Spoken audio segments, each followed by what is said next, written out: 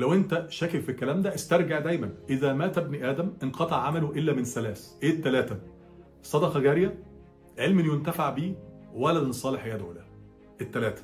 طيب الكلام ده يحصل ازاي؟ تعالى سيبك انت من الصدقه الجاريه، الصدقه الجاريه على فكره مش بس ماديات، ومش لازم يكون معاك ملايين وبتشتغل شغل جامد جدا عشان خاطر تعمل صدقه جاريه، لا، الصدقه الجاريه في مليون موضوع صدقه جاريه، وممكن باقل المجهودات، سواء بالمجهود البدني، بالمجهود المادي، الكلام ده كله باقل مجهود مادي حتى ممكن توصل ان انت تعمل صدقه جاريه، بس لازم تكون مركز ان الهدف مش الهدف في الدنيا، الهدف الاخره، لازم يكون ده تفكيرك عشان خاطر تعرف تعمل ايه صدقه جاريه. الحاجه الثانيه علم ينتفع به.